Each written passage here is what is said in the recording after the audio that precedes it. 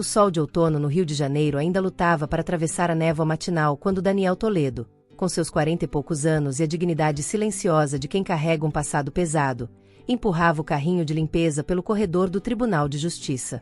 Eram 5:30 da manhã. A hora em que o mármore frio e polido do prédio, na Avenida Rio Branco, parecia reter o último suspiro da noite. Daniel era uma figura de contrastes. O uniforme azul marinho, com a palavra manutenção bordada no peito, tentava apagar a história de um homem que, 15 anos antes, era uma estrela em ascensão no firmamento jurídico carioca. Seus cabelos, cortados rentes, já exibiam fios grisalhos que não eram de idade, mas de cansaço e luto. Seus olhos castanhos, profundos e atentos, viam tudo, mas eram vistos por quase ninguém. Para a maioria, ele era apenas o zelador, uma peça invisível na engrenagem da justiça. Sua rotina era uma penitência autoimposta. Deixava seu pequeno apartamento na Baixada Fluminense antes das 4 da manhã. A casa, iluminada apenas pela luz fraca da rua, guardava a memória de Michele, sua esposa, levada por um câncer 17 anos atrás. Na parede, um único quadro, a foto do casamento, e ao lado, Yasmin, sua filha, sorrindo aos 5 anos, a pele morena brilhando sob o sol de um verão distante. Yasmin, agora com 20 anos, cursava o último ano de direito, um sonho que Daniel havia enterrado para si. Naquela manhã, ao passar pela porta imponente da sala de audiências 302, Daniel parou. Ali, hoje, começaria um dos casos mais rumorosos do país. O processo contra Vitória Siqueira, a bilionária da tecnologia, acusada de roubo de propriedade intelectual. Ele não precisava de jornais ou televisão para saber os detalhes. Durante as madrugadas, enquanto limpava, ele ouvia os advogados de defesa, os promotores, os assistentes, falando abertamente, certos de que o zelador era apenas parte da mobília. Ele sabia que Vitória Siqueira, a CEO da Quantum Tech, valia 14 bilhões de reais, mas naquele momento, parecia valer muito menos. Os murmúrios noturnos falavam de uma conspiração, de uma tecnologia revolucionária, um processador quântico que mudaria o mundo, que a rival Titã Inovações tentava desesperadamente tomar. Daniel empurrou o carrinho. Aquele não era o seu mundo. Seu mundo era o cheiro de desinfetante, o brilho do piso e a preocupação com a mensalidade da faculdade de Yasmin. Às 9 horas, a sala 302 estava abarrotada. Repórteres, câmeras de TV, embora proibidas, sempre havia uma forma, e a elite jurídica do Rio. No centro da mesa de defesa, Vitória Siqueira, 38 anos, vestida em um taier impecável, parecia uma estátua de mármore prestes a desmoronar. Seus olhos azuis, antes vívidos, estavam opacos, carregados pelo peso de meses de escândalo e traição. Ao seu lado, 6 cadeiras vazias. O time de advogados do escritório Chambers, Montgomery e Webb, o mais caro e influente do país, não apareceu. Vitória tentava ligar. A cada tentativa frustrada, seu rosto empalidecia. Ela sabia. Sabia que o abandono não era um erro de comunicação, mas uma jogada orquestrada. A Titã Inovações não estava apenas processando-a, estava isolando, cortando todas as suas defesas. Daniel, terminando de limpar um pequeno vazamento no banheiro dos advogados, observava a cena de longe, da porta lateral. Ele viu o pânico silencioso nos olhos de Vitória, a forma como ela apertava as mãos, tentando manter a compostura que a mídia esperava. O anúncio do oficial de justiça ecoou, todos de pé para a juíza Patrícia Monroe. A juíza Monroe, uma mulher de semblante austero e anos de experiência, notou as cadeiras vazias. Senhora Siqueira, onde está sua defesa? Vitória se levantou, a voz trêmula. Excelência, eu não sei. Eles não atenderam minhas ligações. A promotora Rebeca Azevedo, uma advogada jovem e ambiciosa, levantou-se com um sorriso quase imperceptível. Excelência, é evidente o abandono da defesa. Requeremos a decretação da revelia e o julgamento imediato da causa. Um burburinho se espalhou pela sala. A ruína de Vitória Siqueira estava a um passo. A juíza Monroe suspirou, a voz pesada. Senhora Siqueira, sem representação legal, o tribunal não pode adiar indefinidamente. Sinto muito, mas sou obrigada a... Foi então que a voz, grave e firme, cortou o silêncio como um raio. Eu a defenderei. Todos se viraram.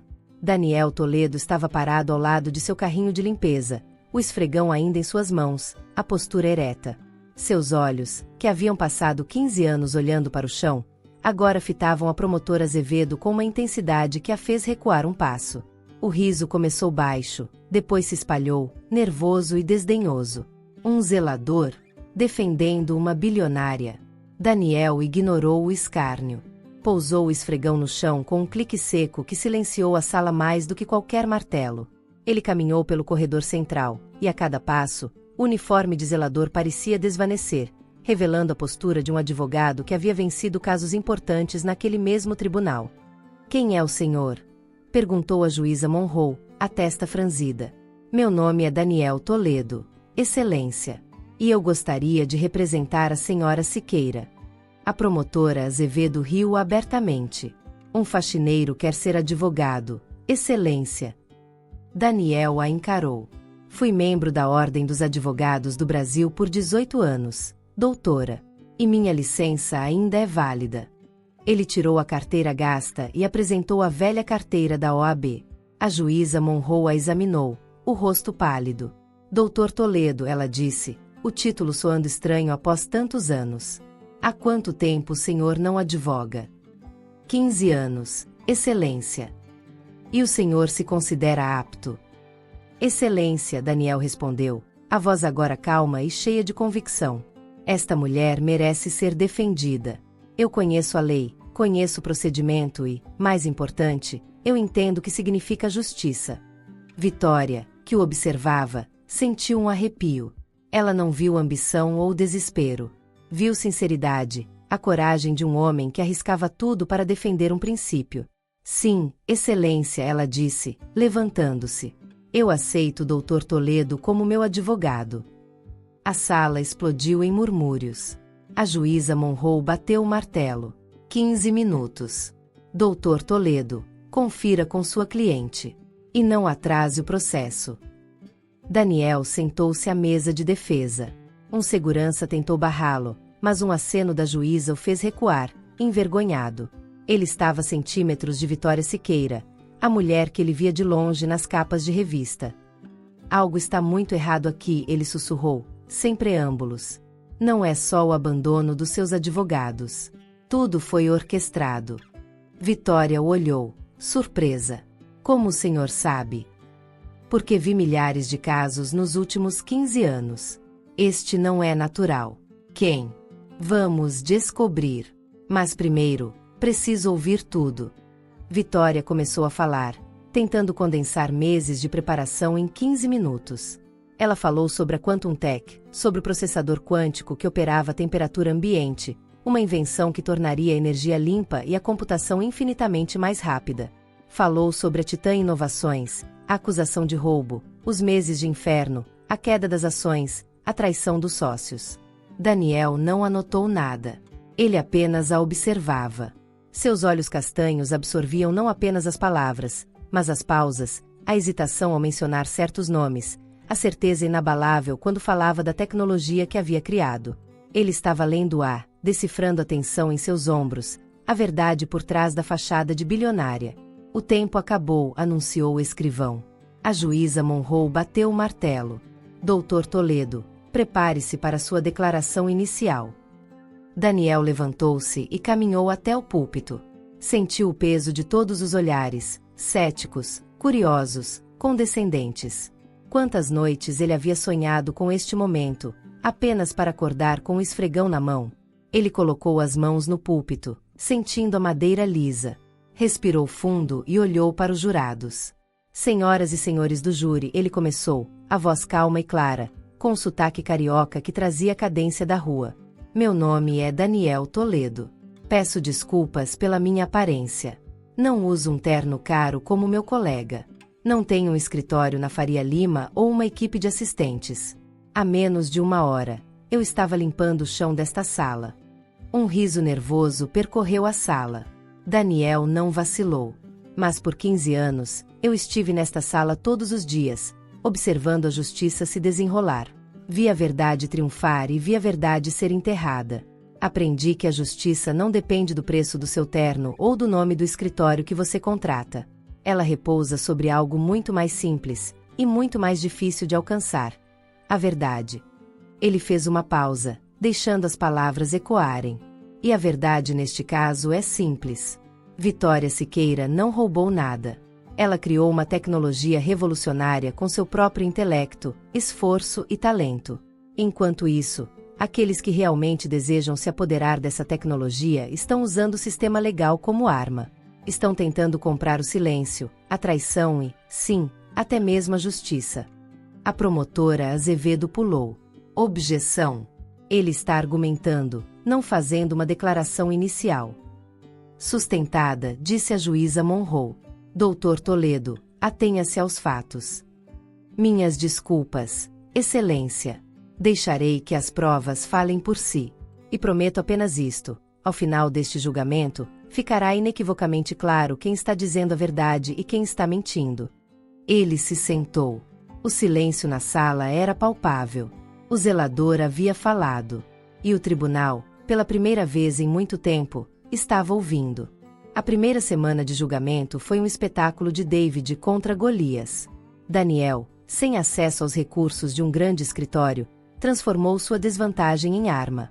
Ele usou seu conhecimento íntimo do tribunal, dos funcionários, dos hábitos dos advogados. Enquanto a promotora Azevedo apresentava testemunhas técnicas e documentos complexos, Daniel focava na motivação. Ele não podia refutar a tecnologia, mas podia refutar a história. Doutor Toledo, o senhor não tem um assistente? Perguntou a juíza Monroe em um momento de pausa. Tenho, Excelência. A melhor, ele respondeu, sorrindo. Sua assistente era Yasmin. Ela passava as noites na biblioteca da faculdade, pesquisando jurisprudência e analisando os documentos que Daniel conseguia fotocopiar.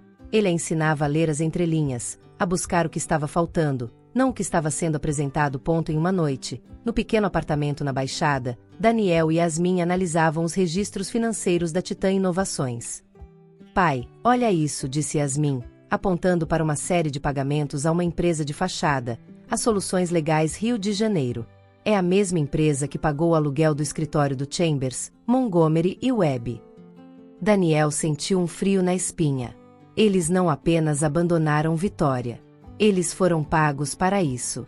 A conspiração é mais profunda. Ele sabia que precisava de uma testemunha interna. Alguém que tivesse sido forçado a participar. No dia seguinte, Daniel chamou ao púlpito o ex-chefe de segurança da Quantum Tech, um homem chamado Ricardo. Senhor Ricardo, Daniel começou, a voz baixa. O senhor foi demitido após o vazamento de informações para Titã Inovações. O senhor recebeu algum pagamento das Soluções Legais Rio de Janeiro? Ricardo hesitou. Objeção! Gritou a promotora Azevedo. Irrelevante. Excelência, a motivação da testemunha é crucial. Sustentada, mas o senhor Ricardo deve responder, disse a juíza Monroe. Ricardo, sob juramento, confessou ter recebido um suborno para plantar um vírus que simulasse o roubo de dados. A sala ficou em silêncio. A promotora Azevedo estava lívida. A máscara de Daniel, no entanto, não se alterou. Ele estava apenas começando. A cada dia, a relação entre Daniel e Vitória se aprofundava. Não era apenas a relação entre advogado e cliente. Era a conexão entre duas almas feridas. Vitória, acostumada a ser vista como um cifrão, via em Daniel o único homem que a enxergava como uma pessoa. Ele via sua vulnerabilidade, a garota prodígio que havia construído um império e agora lutava para não perdê-lo. Por que o senhor parou de advogar, Daniel? Ela perguntou uma noite, no final de uma longa sessão de estratégia. Ele hesitou. Minha esposa, Michele. Ela adoeceu. Câncer. Eu estava no auge da minha carreira, ganhando muito dinheiro, mas não estava em casa. Quando ela se foi, percebi que havia trocado o que era real pelo que era superficial. O escritório me traiu, me acusou de negligência em um caso que eu estava prestes a vencer. Eu perdi a fé no sistema. E perdi a vontade de lutar por ele. Vitória tocou sua mão. O senhor não perdeu a vontade. O senhor aguardou. E agora, está lutando por mim. O toque dela era leve, mas a eletricidade entre eles era inegável. Daniel sentiu algo que não sentia há 15 anos. A possibilidade de um futuro. O senhor me salvou, Daniel, ela sussurrou. Nós nos salvamos, Vitória, ele corrigiu. Eu precisava lutar por algo que valesse a pena. E você me deu isso. O clímax veio com a revelação da testemunha-chave de Daniel, Nathalie Câmara, a ex-secretária de Bradley Meirelles, o CEO da Titan Inovações. Daniel havia descoberto que Nathalie havia sido forçada a falsificar documentos e que estava sendo ameaçada. Ele usou seus contatos antigos na Polícia Federal para localizá-la e garantir sua segurança. No tribunal, Nathalie, sob a proteção de agentes federais, testemunhou sobre a conspiração. Ela detalhou como Meirelles havia planejado o abandono da defesa de Vitória, o suborno aos advogados e a criação de provas falsas. A promotora Azevedo tentou desqualificá-la, mas Daniel, em seu interrogatório, foi implacável, mas gentil. Ele expôs a crueldade de Meirelles e a fragilidade de Nathalie, transformando-a de traidora em vítima. A sala estava empolvorosa. O caso havia virado. Naquela noite, Daniel, Vitória e Yasmin estavam no escritório improvisado de Daniel, quando um alarme tocou. Era um aviso de segurança da Quantum Tech. Meirelles está tentando apagar os rastros, disse Vitória. Daniel agiu rápido.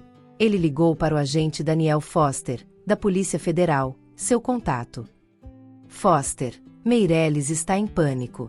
Ele vai tentar fugir. Prenda-o agora. Horas depois, Foster ligou. Meirelles e seus cúmplices haviam sido presos tentando cruzar a fronteira. Nathalie Câmara estava sob custódia protetora e concordara em testemunhar em troca de imunidade. Na manhã seguinte, o clima no tribunal era de reverência. A promotora Azevedo, pálida e derrotada, levantou-se. Excelência, ela disse, a voz quase inaudível. Em face das novas prisões e das evidências apresentadas, o Ministério Público requer a extinção da ação contra a senhora Siqueira. O pedido é aceito, declarou o juiz William Patterson, que havia assumido o caso após a juíza Monroe se declarar impedida. Senhora Siqueira, a senhora está livre. E doutor Toledo, ele pausou, olhando para Daniel com admiração.